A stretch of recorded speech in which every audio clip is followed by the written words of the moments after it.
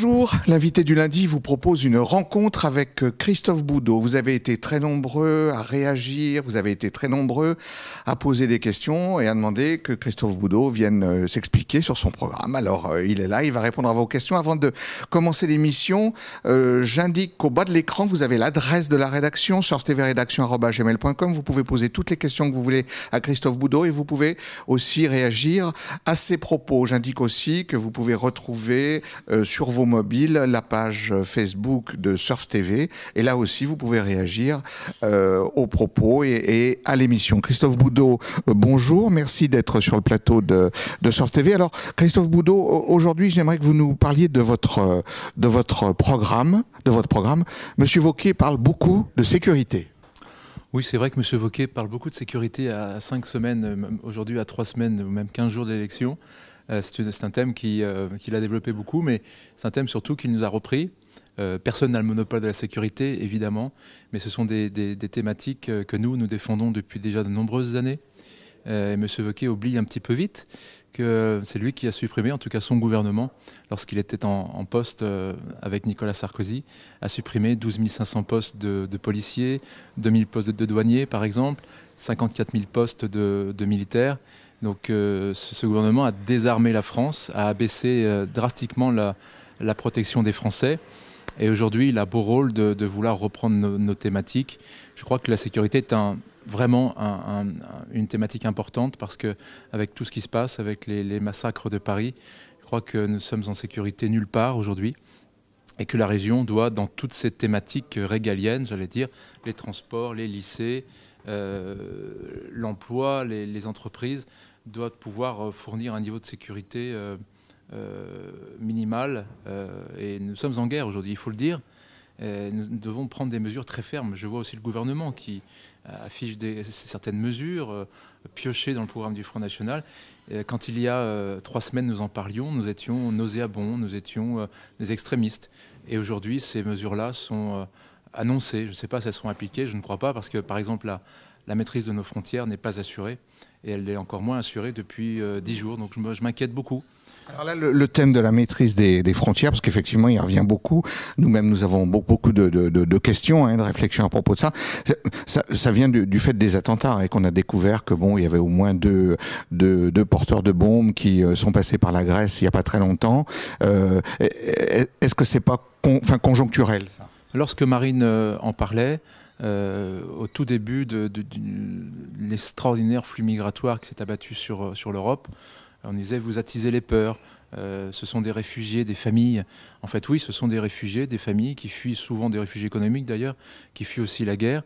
Mais dans le flot de ces personnes-là, bien évidemment des centaines ou parfois des milliers peut-être de migrants qui ne sont pas, qui sont autres que des migrants, qui sont peut-être aussi des terroristes en puissance, auraient pu passer à travers les mailles du filet.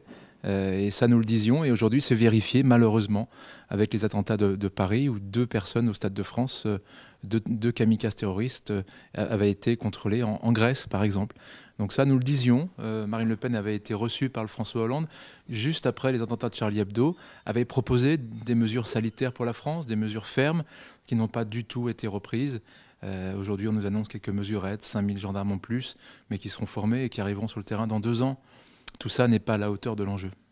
Alors Christophe Boudot, il y a votre programme et c'est vrai qu'il y a une espèce d'osmose entre parce que je vois désertification médicale. Christophe Wauquiez en parle aussi. Oui, alors ça c'est une constante chez Laurent Wauquiez, c'est qu'il reprend mot à mot nos thèmes que nous défendons depuis déjà. Peut-être pas mot à mot. Peut-être pas mot à mot, en tout cas dans les grandes largeurs, que nous défendons déjà depuis très longtemps. Vous faites référence à la désertification médicale, par exemple. Ça, c'est vraiment quelque chose à développer parce que on nous a fait une grande réforme pour avoir une grande région qui va oublier les territoires les plus éloignés, les territoires ruraux notamment, qui souffrent aujourd'hui de l'accès aux soins.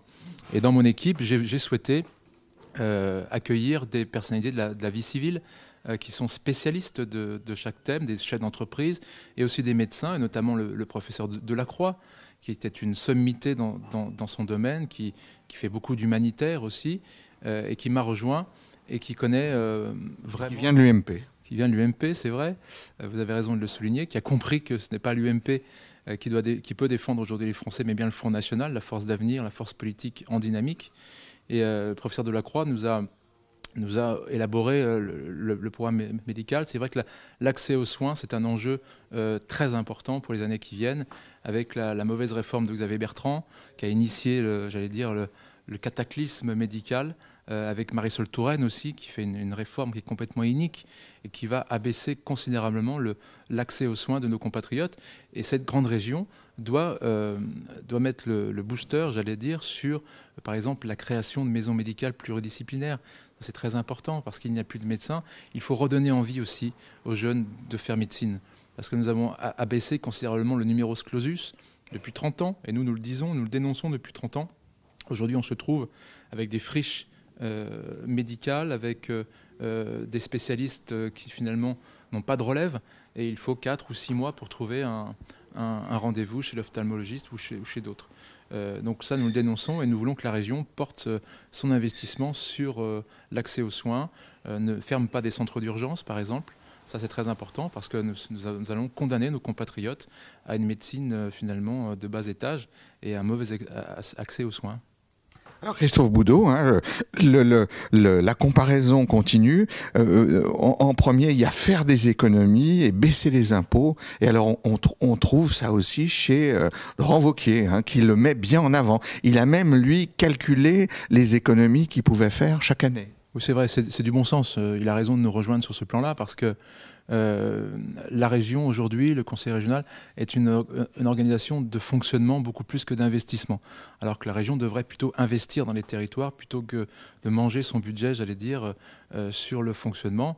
Nous voulons baisser les taxes régionales qui sont le prix de l'essence, qui sont les cartes grises. Et nous voulons aussi faire des économies sur le régime général de la région, hein, sur le fonctionnement général de la région. C'est très possible. Nous avons identifié plus de 150 millions d'euros d'économies à faire la première année et après abaisser régulièrement le budget, mais tout en gardant le niveau d'investissement, parce que c'est ça qui est important. Nous voulons par exemple supprimer les subventions à l'international. La coopération internationale n'est pas une compétence de la région et les 60 millions d'euros sur un mandat, 10 millions par an, doivent être plutôt supprimés et peut-être réorientés sur d'autres fonctions régaliennes comme l'emploi ou comme les transports. Est-ce que vous quantifierez, vous aussi, les économies à faire? Parce que Laurent Wauquiez a fait un travail très précis sur les économies. Il veut faire baisser, je crois, les indemnités des élus de 10%. Il a un certain nombre de postes sur lesquels il a des chiffres précis. Vous aurez ces chiffres précis dans votre programme? Bien sûr. Nous avons notre programme de 24 pages qui est très très précis. Là, nous avons envoyé un résumé du programme à 4 millions de Rhône-Alpin et d'Auvergnat. Mais nous avons bien sûr identifié les sources d'économie. Et notamment, c'est sûr, le cabinet de Jean-Jacques Kéran, les véhicules, les associations communautaristes qui sont gavées d'argent public ou politique ou syndical.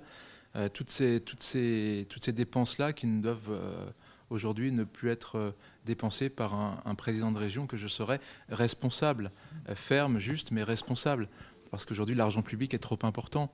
Quand Jean-Jacques Kéran dépense, et ce budget a été voté aussi par l'UMP, conjointement voté, dépense 400 000 euros pour créer des cinémas au Burkina Faso, ou dépense 55 000 euros pour aider les entreprises vietnamiennes à Ho Chi Minh Ville. Je crois que ce n'est pas le rôle de la région Rhône-Alpes, ça. La région Rhône-Alpes doit porter sa puissance financière sur l'emploi des Rhône-Alpins et des Auvergnats, sur les transports, sur la sécurité, sur les cantines, sur les lycées, toutes les compétences régaliennes de la région. Christophe Boudot, quelle est la différence alors entre les deux listes, les deux propositions, puisqu'il y a une telle comparaison? La différence, ce sont les convictions. C'est l'antériorité, c'est l'expérience. Nous avons toujours fait la promotion de ces idées-là. L'antériorité voulait dire quoi? Parce que nous avons toujours justement fait la promotion de ces idées-là et nous ne sommes pas liés à des alliances politiques de circonstances. Laurent Wauquiez aujourd'hui a beau jeu de développer un programme qui ressemble assez fortement au nôtre, mais il s'est allié avec les centristes, avec l'UDI notamment, au mois de juillet, parce qu'il avait peur de ne pas arriver en tête au premier tour.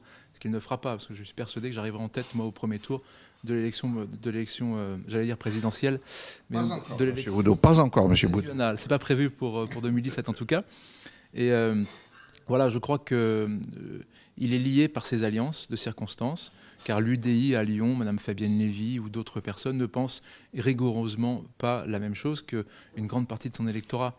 Donc M. Wauquiez s'est tiré une balle dans le pied, en fait, en voulant faire le grand écart permanent, en allant chercher les voix centristes et en développant un programme très à droite. Je crois qu'il a fait une faute politique majeure et qu'il va le payer très cher lors de cette élection du 6 et 13 décembre. Moi, je suis très serein. Vous savez, ce programme, on le développe déjà depuis 2010, depuis le 2004. Les grandes thématiques de ce programme sont connues déjà chez nous. Nous sommes identifiés sur ces thématiques et nous en recueillerons les fruits parce qu'on fait toujours confiance à ceux qui ont dénoncé avant et à ceux qui ont proposé et ceux qui ont une constance en politique. Et je trouve que, moi, vous savez, je suis quelqu'un de très humble. L'humilité, la sincérité et la constance, c'est ce que je veux faire moi en politique aujourd'hui. Christophe Bourdeau, merci d'avoir répondu à toutes nos questions. Avant de terminer l'émission, j'indique qu'au bas de l'écran, vous avez l'adresse de la rédaction, surftvrédaction@gmail.com. Vous pouvez poser toutes les questions que vous voulez à Christophe Bourdeau et puis vous pouvez surtout réagir à ses propos pendant l'émission. J'indique aussi que sur la page Facebook de Surf TV, sur vos mobiles, vous pouvez aussi voir les émissions et aussi réagir aux propos de Christophe Bourdeau pendant l'émission. L'invité du lundi se termine. La semaine prochaine, nous aurons un autre invité. À bientôt.